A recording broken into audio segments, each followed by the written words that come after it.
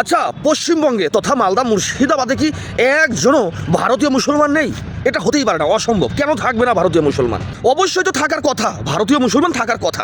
কিন্তু আমার প্রশ্ন এবং আমার আবেগটাও একটু বোঝার চেষ্টা করুন।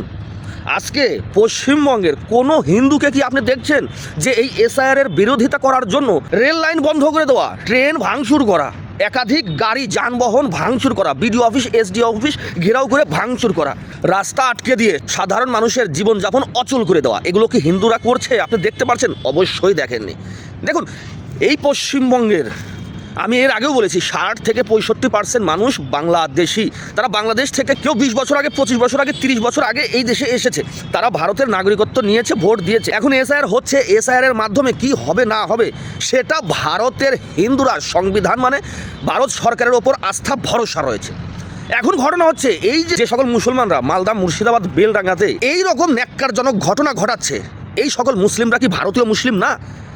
যদি তাই হয় তাহলে তাদের ভয়টা স্বাভাবিক। তার কারণ নির্বাচন কমিশনের পক্ষ থেকে জানানো হয়েছে ভারতীয় মুসলমানের কোনো রকম ভয় নেই।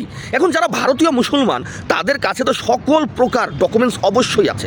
এখানে একটা অভিযোগ উঠছে, মুসলমানরা অভিযোগ করছে যে আমার সব কিছু আছে, তারপরেও আমাকে হেয়ারিংয়ে ডাকা হয়েছে। আরে দাদা, হেয়ারিংয়ে ডাকা মানে কি ভোট কেটে দেওয়া? হেয়ারিংয়ে ডাকা মানে কি গ্রেপ্তার করা? না, হেয়ারিংয়ে ডেকেছে, আপনার কাছে যে সমস্ত বৈধ ডকুমেন্টস রয়েছে আপনি একটিবার দেখিয়ে দিন, আপনার ঝামেলা শেষ।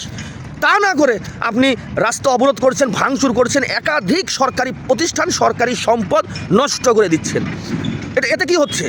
এতে বাকি যে সকল বাংলাদেশি, পাকিস্তানি অনুপ্রবেশকারী মুসলমান রয়েছে, রোহিঙ্গা রয়েছে, তাদের পক্ষ নিয়ে আপনি কথা বলছেন, ভারতকে অশান্ত করার চেষ্টা করছেন আপনি। তাই আমি বলছি, যারা অরিজিনাল ভারতীয় মুসলমান তাদের কোনো টেনশন নেই, কিন্তু আপনারা রোহিঙ্গা মুসলমান অনুপ্রবেশকারী মুসলমানদের জন্য ভারতকে অশান্ত করবেন না।